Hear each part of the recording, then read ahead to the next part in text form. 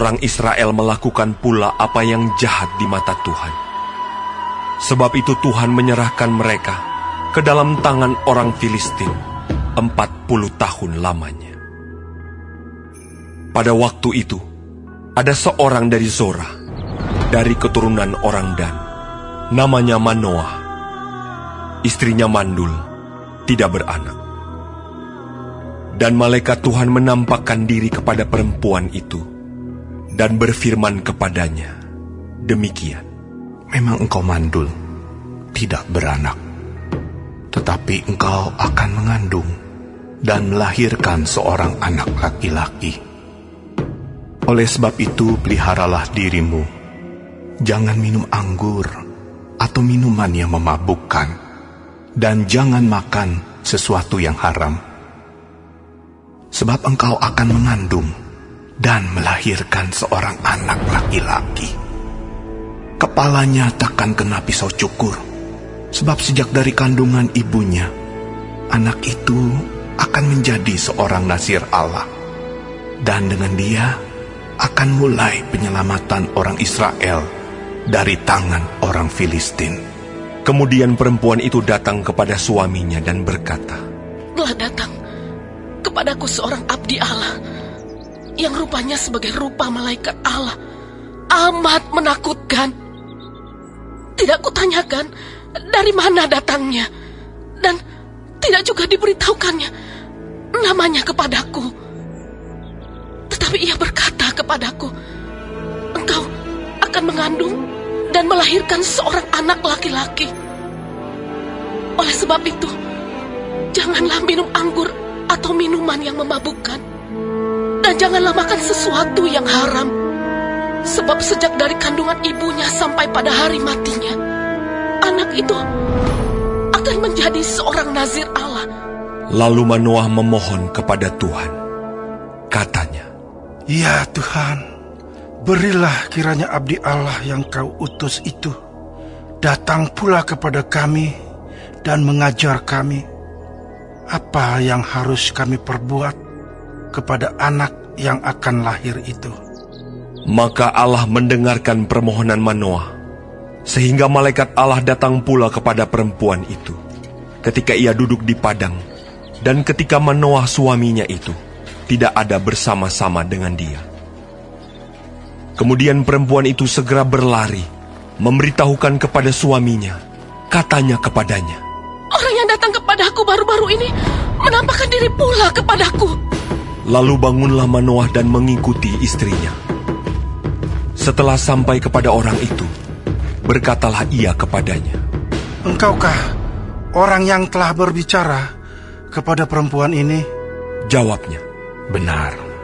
Lalu kata Manoah, dan apabila terjadi yang kau katakan itu, bagaimanakah nanti cara hidup anak itu dan tingkah lakunya?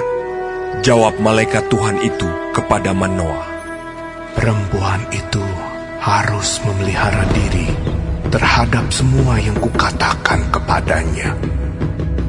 Janganlah ia makan sesuatu yang berasal dari pohon anggur. Anggur atau minuman yang memabukkan tidak boleh diminumnya, dan sesuatu yang haram tidak boleh dimakannya.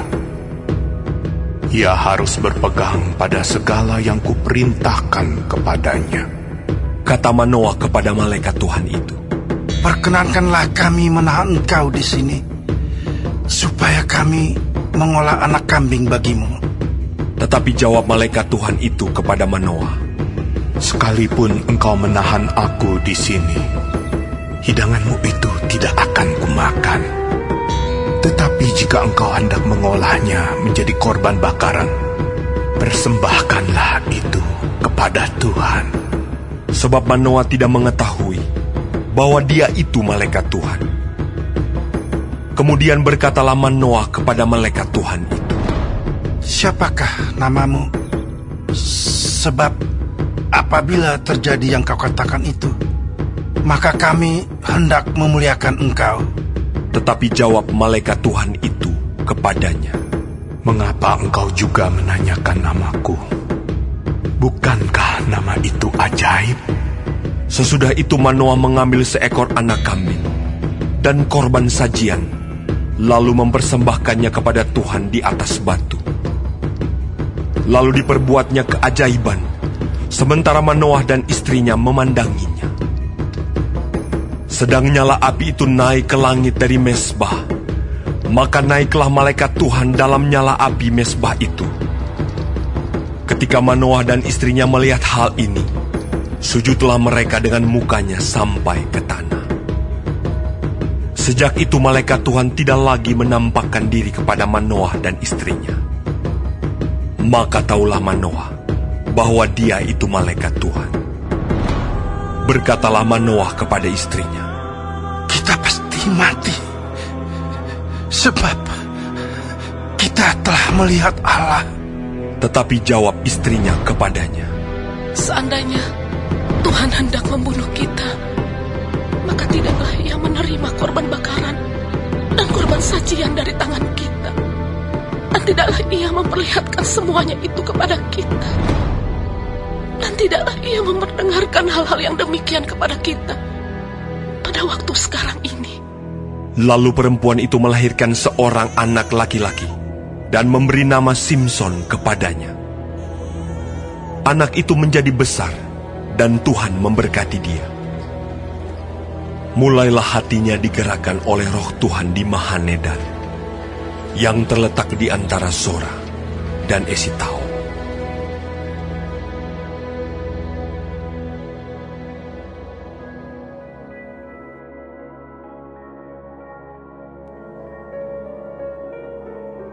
Simson pergi ke Timna, dan di situ ia melihat seorang gadis Filistin.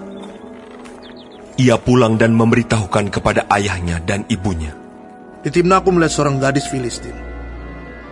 Tolong, ambillah dia menjadi istriku. Tetapi ayahnya dan ibunya berkata kepadanya, Tidak adakah di antara anak-anak perempuan sanak saudaramu, atau di antara seluruh bangsa kita seorang perempuan, sehingga engkau pergi mengambil istri dari orang Filistin, orang-orang yang tidak bersunat itu?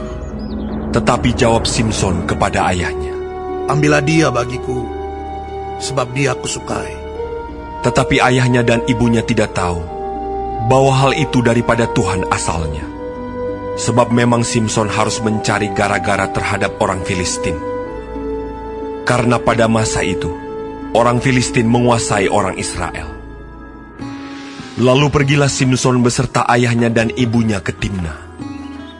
Ketika mereka sampai ke kebun-kebun anggur di Timna, maka seekor singa muda mendatangi Simson dengan mengaum.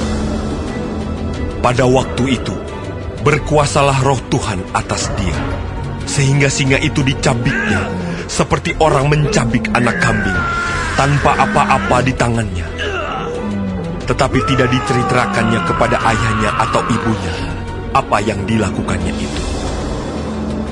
Maka pergilah ia ke sana, lalu bercakap-cakap dengan perempuan itu, sebab Simson suka kepadanya.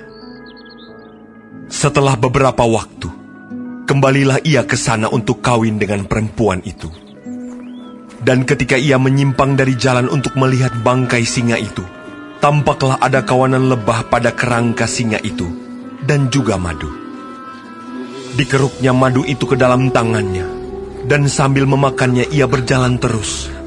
Kemudian pergilah ia kepada ayahnya dan ibunya, dan memberikannya juga kepada mereka.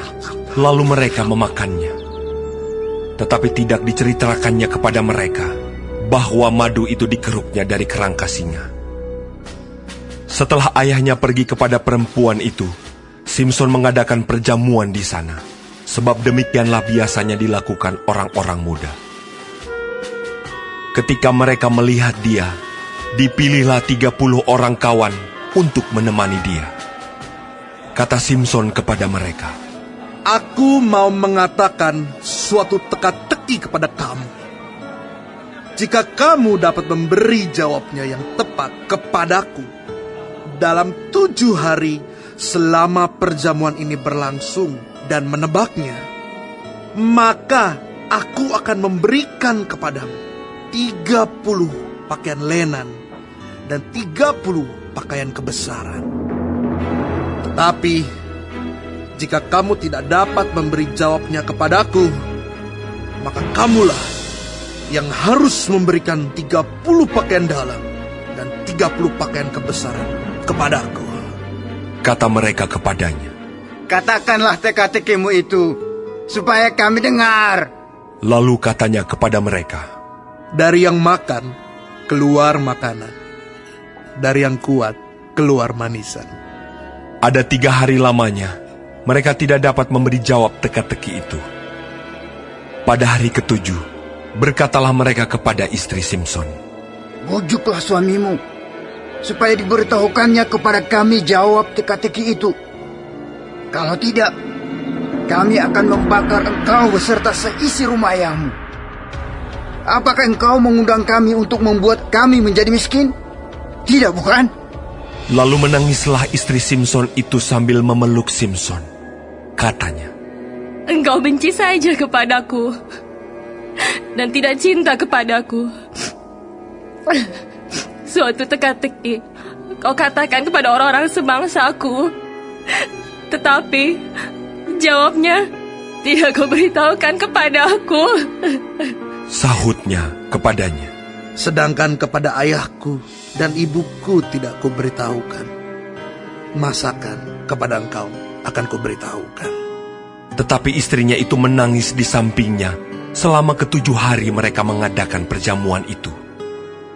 Pada hari yang ke-7, diberitahukannya kepadanya, karena ia merengek-rengek kepadanya. Kemudian perempuan itu memberitahukan jawab teka-teki itu kepada orang-orang sebangsanya.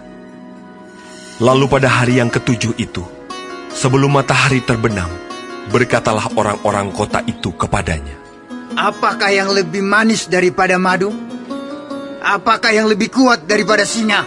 sahutnya kepada mereka, Kalau kamu tidak membajak dengan lembu betinaku, pasti kamu tidak menebak teka-tekiku. Maka berkuasalah roh Tuhan atas dia. Lalu pergilah ia ke Askelon, dan dibunuhnya 30 orang di sana. Diambilnya pakaian mereka, dan diberikannya pakaian-pakaian kebesaran itu kepada orang-orang yang dapat memberi jawab teka-teki itu. Tetapi amarahnya masih juga bernyala-nyala. Lalu pulanglah ia ke rumah ayahnya. Maka diberikanlah istri Simson itu kepada kawannya, bekas pengiringnya.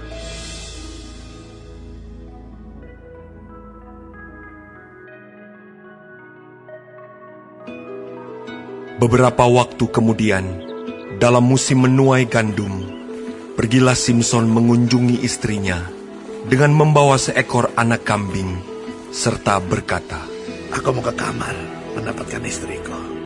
Tetapi ayah perempuan itu tidak membiarkan dia masuk. Kata ayah perempuan itu, Aku telah menyangka bahwa engkau benci sama sekali kepadanya. Sebab itu aku memberikannya kepada kawanmu. Bukankah adiknya lebih cantik daripadanya? Baiklah kau ambil itu bagimu sebagai gantinya. Lalu kata Simson kepadanya, Sekali ini, aku tidak bersalah terhadap orang Filistin apabila aku mendatangkan celaka kepada mereka. Maka pergilah Simson, ditangkapnya 300 anjing hutan, diambilnya obor, diikatnya ekor dengan ekor, dan ditaruhnya sebuah obor di antara tiap-tiap 2 ekor. Kemudian dinyalakannya obor itu, dan dilepaskannya anjing-anjing hutan itu ke gandum yang belum dituai kepunyaan orang Filistin, sehingga terbakarlah tumpukan-tumpukan gandum dan gandum yang belum dituai, dan kebun-kebun pohon zaitun. Berkatalah orang Filistin, Siapakah yang melakukan ini? Orang menjawab, Simson, menantu orang Timna itu. Sebab orang itu telah mengambil istri Simson dan memberikannya kepada kawannya. Kemudian pergilah orang Filistin ke sana dan membakar perempuan itu beserta ayahnya. Lalu berkatalah Simson kepada mereka, Jika kamu berbuat demikian, sesungguhnya aku takkan berhenti sebelum aku membalaskannya kepada kamu. dan dengan pukulan yang hebat, Ia meremukkan tulang-tulang mereka. Lalu pergilah ia dan tinggal dalam gua di bukit Batu Etam. Lalu majulah orang Filistin dan berkemah di daerah Yehuda serta memencar ke Lehi. Berkatalah orang-orang Yehuda, "Mengapa kamu maju menyerang kami?" Lalu jawab mereka, "Kami maju untuk mengikat Simson dan memperlakukan dia seperti dia memperlakukan kami." Kemudian turunlah 3.000 orang dari suku Yehuda ke gua di gunung Batu Etam dan berkata kepada Simson, Tidakkah kau ketahui bahwa orang Filistin berkuasa atas kita? Apakah juga yang telah kau perbuat terhadap kami? Tetapi jawabnya kepada mereka, "Seperti mereka memperlakukan aku, demikianlah aku memperlakukan mereka." Kata mereka kepadanya, "Kami datang ke sini untuk mengikat dan menyerahkan engkau ke dalam tangan orang Filistin." Tetapi jawab Simson kepada mereka, "Bersumpahlah kepadaku bahwa kamu sendiri tidak akan menyerang aku." Lalu kata mereka kepadanya, "Tidak, kami hanya mau mengikat engkau dan menyerahkan engkau ke dalam tangan mereka. Tetapi membunuh engkau kami tidak mau." Maka mereka mengikat dia dengan 2 tali baru dan membawa dia dari bukit batu itu. Setelah ia sampai ke Lehi, dan orang-orang Filistin mendatangi dia dengan bersorak-sorak, maka berkuasalah roh Tuhan atas dia, dan tali-tali pada tangannya menjadi seperti batang rami yang telah habis dimakan api, dan segala pengikatnya hancur tanggal dari tangannya. Kemudian ia menemui sebuah tulang rahang keledai yang masih baru. Diulurkannya tangannya, dipungutnya, dan dipukulnya mati 1.000 orang dengan tulang itu. Berkatalah Simson, "Dengan rahang keledai, bangsa keledai itu kuhajar. Dengan rahang keledai, 1.000 orang kupukul." Setelah berkata demikian, dilemparnya tulang rahang itu dari tangannya. Kemudian dinamailah tempat itu Ramat Lehi. Ketika ia sangat haus, berserulah ia kepada Tuhan, "Oleh tangan hamba-Mu ini telah Kau berikan kemenangan yang besar itu. Masakan sekarang aku akan mati kehausan dan jatuh ke dalam tangan orang-orang yang tidak bersurat itu." Kemudian Allah membelah liang batu yang di Lehi itu, dan keluarlah air dari situ. Ia minum, lalu menjadi kuat dan segar kembali. Sebab itu dinamailah mata air itu mata air penyeru, yang sampai sekarang masih ada di Lehi. Ia memerintah sebagai hakim atas orang Israel dalam zaman orang Filistin 20 tahun lamanya.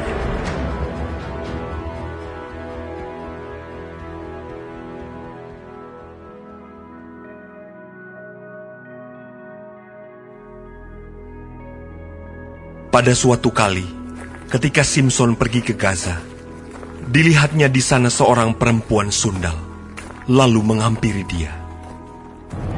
Ketika diberitahukan kepada orang-orang Gaza, Simson telah datang ke sini, maka mereka mengepung tempat itu dan siap menghadang dia semalam-malaman itu di pintu gerbang kota.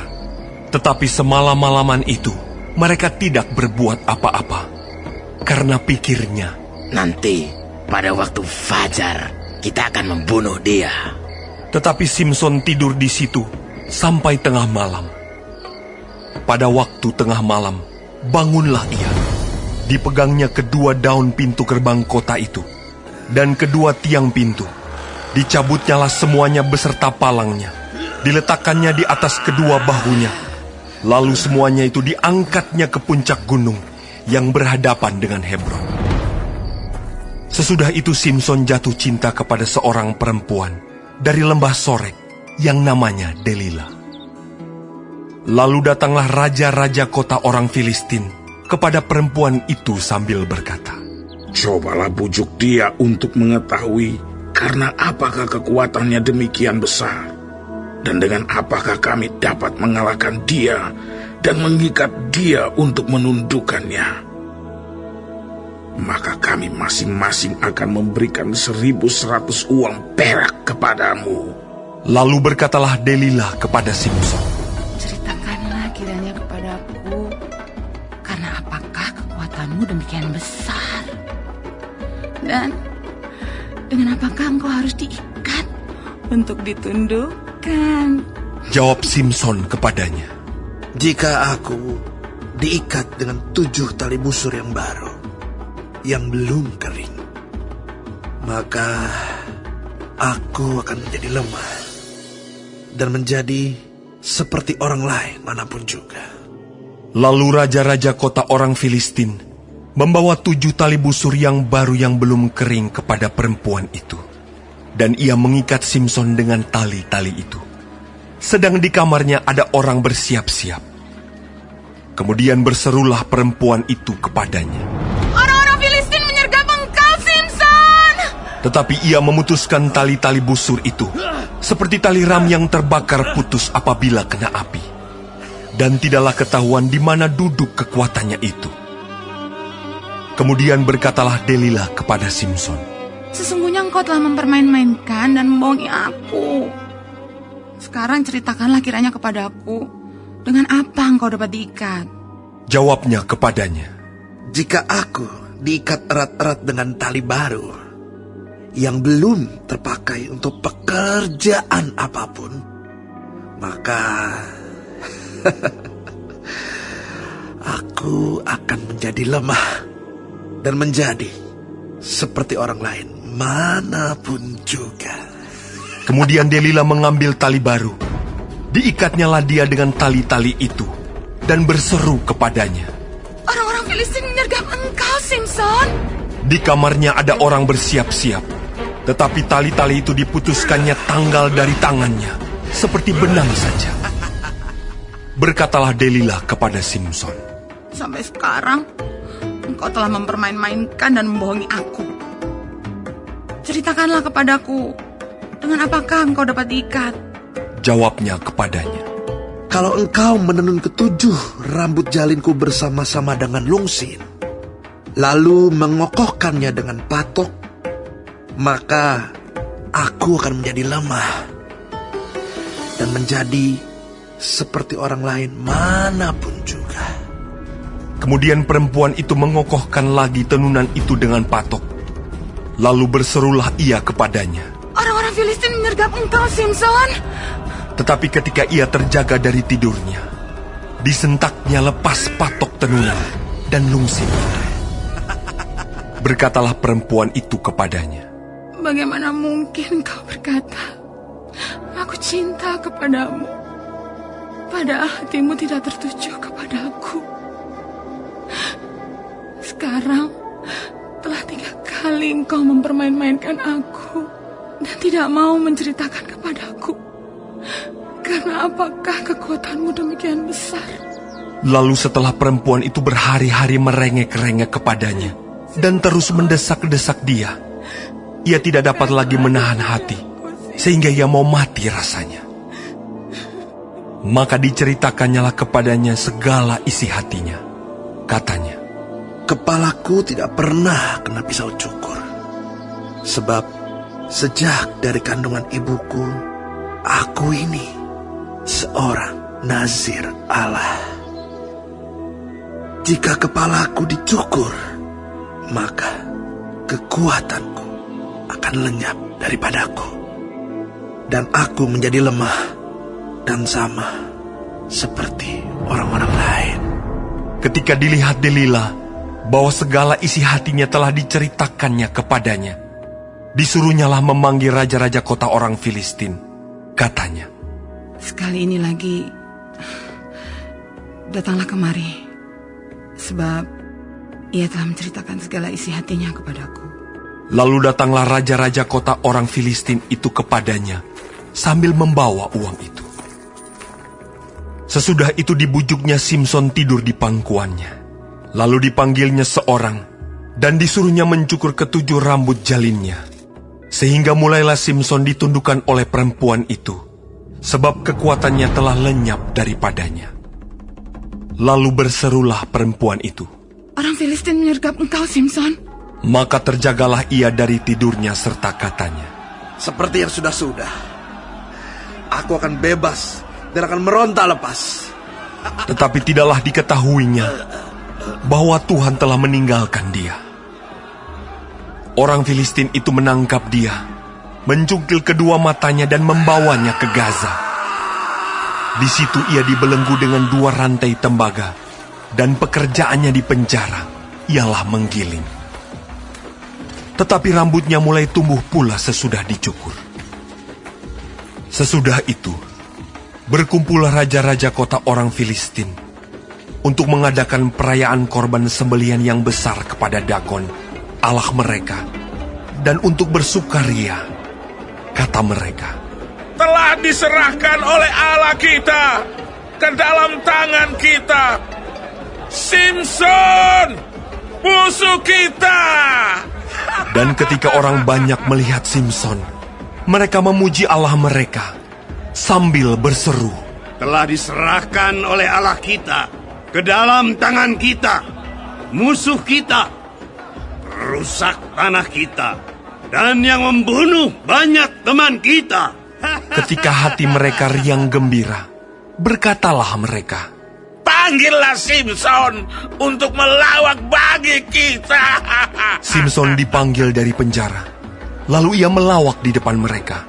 Kemudian mereka menyuruh dia berdiri di antara tiang-tiang. Berkatalah Simson kepada anak yang menuntun dia, lepaskan aku, dan biarkanlah aku meraba-raba tiang-tiang penyangga rumah ini, supaya aku dapat bersandar padanya. Adapun gedung itu penuh dengan laki-laki dan perempuan. Segala raja kota orang Filistin ada di sana. Dan di atas sotoh ada kira-kira 3.000 orang laki-laki dan perempuan yang menonton lawak Simson itu. Berserulah Simson kepada Tuhan, katanya, ya Tuhan Allah, ingatlah kiranya kepadaku, dan buatlah aku kuat. Sekali ini saja ya Allah, supaya dengan satu pembalasan juga kubalaskan kedua mataku itu kepada orang Filistin. Kemudian Simson merangkul kedua tiang yang paling tengah, penyangga rumah itu, lalu bertopang kepada tiang yang satu dengan tangan kanannya, dan kepada tiang yang lain dengan tangan kirinya. Berkatalah Simson, biarlah kiranya aku mati bersama-sama orang Filistin ini. Lalu membungkuklah ia sekuat-kuatnya. Maka rubuhlah rumah itu, menimpa raja-raja kota itu dan seluruh orang banyak yang ada di dalamnya. Yang mati dibunuhnya pada waktu matinya itu lebih banyak daripada yang dibunuhnya pada waktu hidupnya.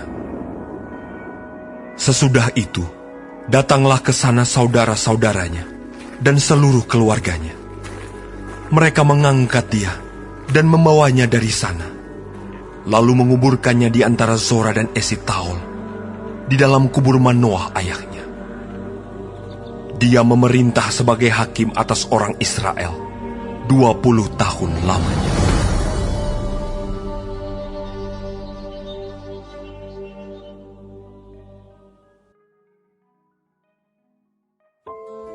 Aku telah mengambil keputusan di dalam hatiku, bahwa aku tidak akan datang lagi kepadamu dalam duka cita. Sebab jika aku mendukakan hatimu, siapa lagi yang dapat membuat aku menjadi gembira, selain Dia yang berduka cita karena aku? Dan justru itulah maksud suratku ini, yaitu supaya jika aku datang, jangan aku berduka cita oleh mereka yang harus membuat aku menjadi gembira. Sebab aku yakin tentang kamu semua, bahwa sukacitaku adalah juga sukacitamu, Aku menulis kepada kamu dengan hati yang sangat cemas dan sesak, dan dengan mencucurkan banyak air mata. Bukan supaya kamu bersedih hati, tetapi supaya kamu tahu betapa besarnya kasihku kepada kamu semua. Tetapi jika ada orang yang menyebabkan kesedihan, maka bukan hatiku yang disedihkannya, melainkan hati kamu sekalian. Atau sekurang-kurangnya, supaya jangan aku melebih-lebihkan hati beberapa orang di antara kamu. Bagi orang yang demikian, sudahlah cukup teguran dari sebagian besar dari kamu, sehingga kamu sebaliknya harus mengampuni dan menghibur dia, supaya ia jangan binasa oleh kesedihan yang terlampau berat. Sebab itu aku menasihatkan kamu, supaya kamu sungguh-sungguh mengasihi dia. Sebab justru itulah maksudnya aku menulis surat kepada kamu, yaitu untuk menguji kamu, apakah kamu taat dalam segala sesuatu. Sebab barang siapa yang kamu ampuni kesalahannya, aku mengampuninya juga. Sebab jika aku mengampuni, seandainya ada yang harus kuampuni, maka hal itu kubuat oleh karena kamu di hadapan Kristus, supaya iblis jangan beroleh keuntungan atas kita, sebab kita tahu apa maksudnya. Ketika aku tiba di Troas untuk memberitakan Injil Kristus, aku dapati bahwa Tuhan telah membuka jalan untuk pekerjaan di sana. Tetapi hatiku tidak merasa tenang, karena aku tidak menjumpai saudaraku Titus. Sebab itu aku minta diri dan berangkat ke Makedonia. Tetapi syukur bagi Allah, yang dalam Kristus selalu membawa kami di jalan kemenangannya.